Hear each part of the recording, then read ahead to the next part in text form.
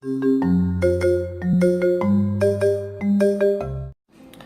perdón es una de las cosas que siempre hemos mal interpretado y confundimos tantas cosas con perdonar cuando no lo son.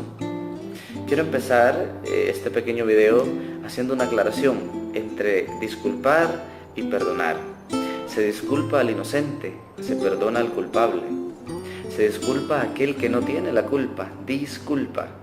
Se perdona a aquel que tiene culpa, que ha ofendido, que ha dañado. Es decir, que disculpar es un acto de justicia, perdonar es un acto de misericordia, es un acto de amor. El Evangelio de este día le preguntan a Jesús, ¿cuántas veces tengo que perdonar? Hasta 70 veces 7 de Jesús, es decir, siempre. Muchas veces hemos malentendido el perdón. Perdonar implica olvidar. Nos gustaría muchas veces, pero no siempre es posible. Perdonar no es entonces solo para aquellos que tienen Alzheimer. No, perdonar es sanar la memoria, es recordar ya sin la herida abierta.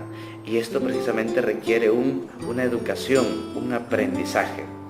Perdonar entonces no es necesariamente olvidar, sino que precisamente ayudarle a la memoria a sanar esta herida. Perdonar tampoco implica negar que me hayan ofendido, negar que me hayan hecho daño. De hecho, el primer peldaño para que el perdón sea auténtico es aceptar que me han dañado, aceptar que me han ofendido. No simplemente negar como que si nada pasó, borrón y cuenta nueva. No, aceptar que hubo una ofensa. Perdonar no es tampoco una fórmula mágica. Te perdono, del diente al labio. No, de hecho hace mucho daño entender el perdón como una varita mágica. En las escuelas sobre todo se hace mucho daño cuando hay una pelea entre dos estudiantes y el profesor les dice se perdonan ahorita en público inmediatamente.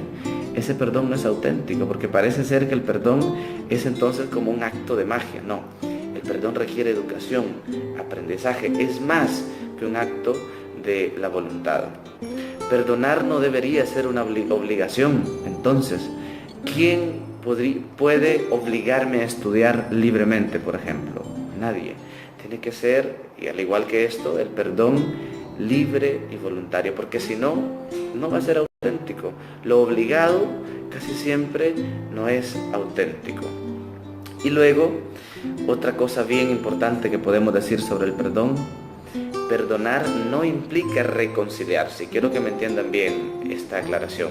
No implica necesariamente reconciliarse. El reconciliarse con la persona que me ofendió debería ser una consecuencia, pero no necesariamente es sinónimo. Por ejemplo, pongo el caso, puedo perdonar a una persona que ya falleció, pero no implica que yo siga en comunicación con esta persona. A una persona que ha violado a un hijo o a un amigo o una amiga, etc., no necesariamente implica que las relaciones sigan iguales. Pero esto no significa que yo no voy a perdonarlo. A esto me refiero cuando digo perdonar no implica necesariamente reconciliarse. Puedo perdonar, pero también tengo que ser prudente con la relación que yo voy a tener con este que me ofendió. Ser más cuidadoso con la confianza que yo le brindo. Y luego, ¿será que perdonar entonces es renunciar a mi derecho, a mis derechos de justicia? No. Lo voy a decir con un ejemplo clarísimo. El Papa Juan Pablo II perdonó a su ofensor, a aquel que quiso asesinarlo, pero eso no quitó el hecho de que esta persona pagara en la cárcel. Perdonar no es dejar de hacer justicia, sino que el perdón es un autorregalo que yo me doy, porque el perdón no es porque el otro se lo merezca, el perdón es porque yo lo merezco. El resentimiento me quita la paz y la paz me quita la felicidad. Por lo tanto, si yo perdono, obtengo paz, obtengo felicidad. Perdonar es un autorregalo que yo mismo entonces me hago. Es lo más saludable, porque vamos cargando tantas cosas que lo único que nos hacen es cansarnos y agobiarnos en el camino. Perdonemos, sobre todo porque a ejemplo de Jesús podemos aprender eso, de que aunque no lo merezcan, aunque no agradezcan, el perdón es algo tan saludable para la persona que perdona. El Señor les bendiga. En nombre del Padre, del Hijo y del Espíritu Santo. Amén.